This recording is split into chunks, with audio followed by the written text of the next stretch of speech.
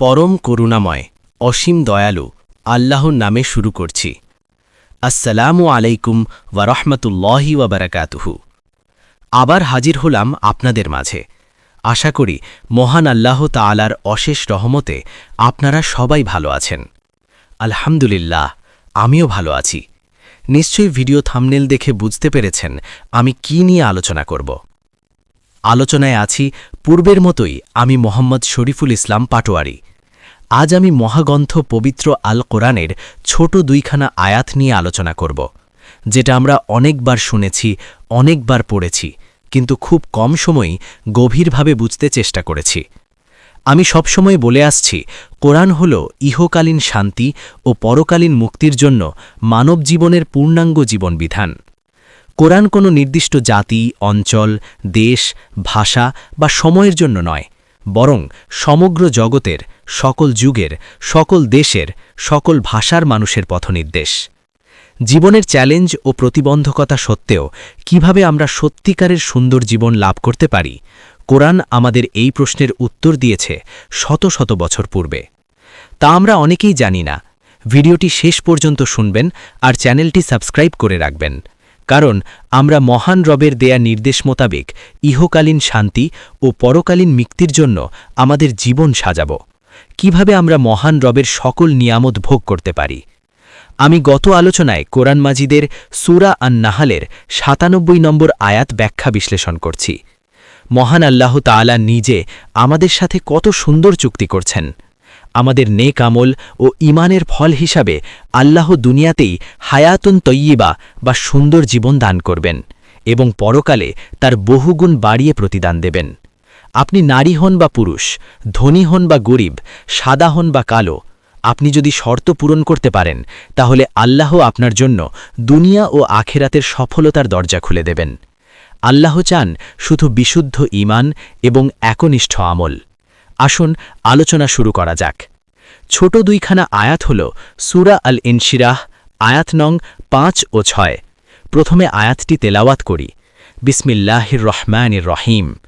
ফাইন্না মাআল উসরি ইউসরা, ইন্না মাআল উসরি ইউসরা। আল্লাহ তাআলা বলেন, নিশ্চয়ই কষ্টের সাথে আছে স্বস্তি, নিশ্চয়ই কষ্টের সাথেই আছে স্বস্তি।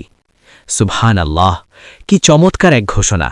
দুইটি আয়াতে একই কথা দুইবার বলা হয়েছে, মানে আল্লাহ খুব জোর দিয়ে বোঝাচ্ছেন কষ্ট কখনো একা আসে না, তার সাথেই সুখ, সহজতা আসবেই। যখন জীবন ভেঙে পড়ে, আল্লাহ তখন সবচেয়ে কাছে থাকেন। আল্লাহ এখানে বলেননি কষ্টের পরে স্বস্তি আসবে, তিনি বলেছেন কষ্টের সাথেই স্বস্তি আছে। মানে আপনি যখন সবচেয়ে বেশি কষ্টে, ঠিক তখনই আল্লাহ আপনার জন্য রহমতের দরজা খুলে রেখেছেন। আপনি হয়তো আজ রিজিক নিয়ে চিন্তিত, চাকরি নেই, সংসারে অশান্তি বা কাউকে হারিয়ে ফেলেছেন, কিন্তু মনে রাখবেন, যে কষ্ট আপনাকে ভেঙে দিচ্ছে, সেই কষ্টই আপনাকে আল্লাহর সবচেয়ে কাছে নিয়ে যাচ্ছে।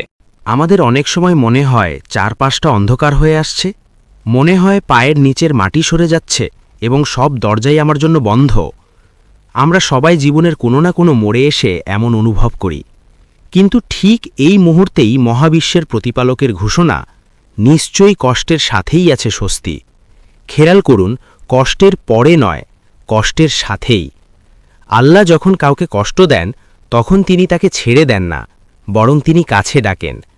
অনেক সময় কষ্ট আসে আমাদের দোয়া বাড়ানোর জন্য, অনেক সময় কষ্ট আসে আমাদের ভুল রাস্তা থেকে ফেরানোর জন্য। আপনি হয়তো আজ বলছেন, আমি নামাজ পড়েছি, দোয়া করেছি, তবুও কষ্ট কেন? মনে রাখবেন, দোয়ার জবাব ৩ ভাবে আসে। আপনি যা চান সেটাই দেন, এর চেয়েও ভালো কিছু দেন, অথবা এমন কষ্ট থেকে বাঁচান যেটা আপনি জানেনই না।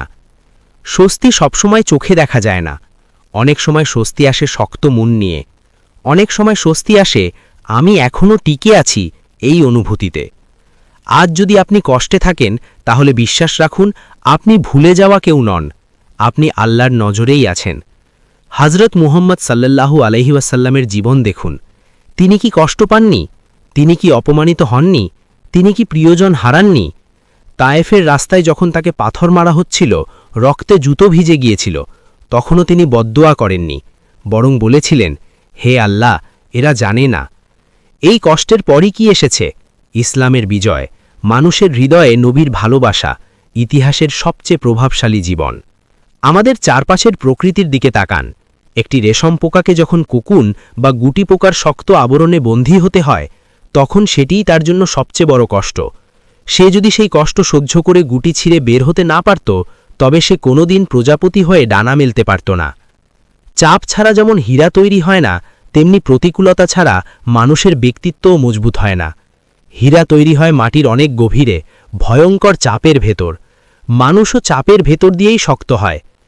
১৯১৪ সালের একটি ঘটনা।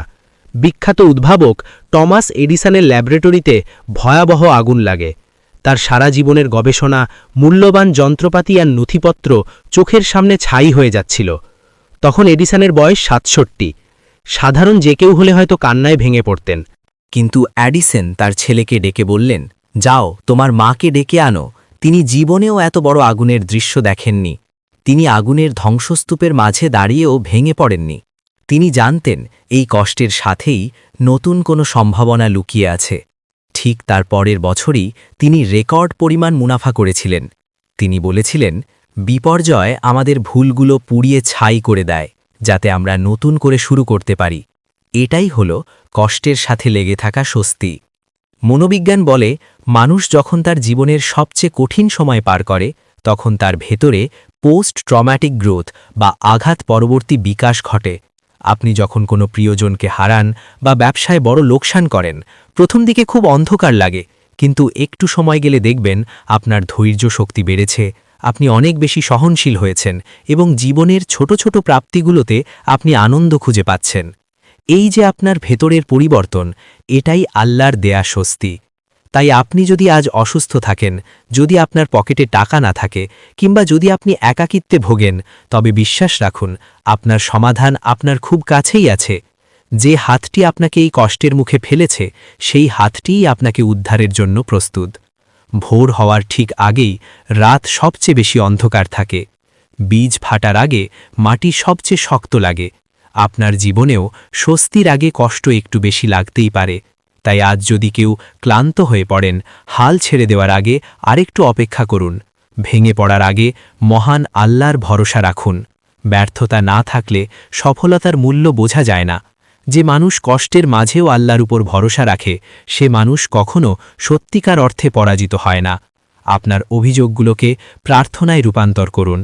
আসুন পরিশেষে আমরা প্রত্যেকে মহান রবের নিকট প্রার্থনা করি। হে আল্লাহ, যাদের চোখে আজ পানি, তাদের চোখের পানি আপনি শুকিয়ে দিন। যাদের হৃদয় ভেঙে গেছে, আপনি তাদের অন্তরকে শান্তি দিন। যাদের দোয়া কবুল হচ্ছে না বলে মনে হয়, তাদের দোয়াকে কবুল করে নিন। আল্লাহ, আমাদের সবাইকে কষ্টের ভেতর ধৈর্য ধরার শক্তি দিন, আর স্বস্তির সময় কৃতজ্ঞ হওয়ার তৌফিক দিন। নিশ্চয়ই কষ্টের সাথেই আছে স্বস্তি, নিশ্চয়ই কষ্টের সাথেই আছে স্বস্তি। আমিন। আমি আপনাদের জন্য দোয়া করি, আপনারা আমার জন্য দোয়া করবেন। আল্লাহ আমাদেরকে সুস্থতার সাথে নেক হায়াত দান করুন। পরবর্তী ভিডিওতে আমরা অন্য একটি সূরা বা আয়াত নিয়ে আলোচনা করব, যেখানে আল্লাহ আমাদের সৃষ্টির আরও বিস্ময়কর ধাপ এবং তার অসীম করুণার কথা বর্ণনা করেছেন। আমার সাথে থাকার জন্য ধন্যবাদ। আপনার ভাবনাগুলো কমেন্টে জানাতে পারেন। চ্যানেলটি সাবস্ক্রাইব করুন এবং ইহলৈকিক কল্যাণ ও পারলৌকিক মুক্তির জন্য ভিডিওটি অন্যদের মাঝে শেয়ার করুন। আল্লাহ হাফেজ।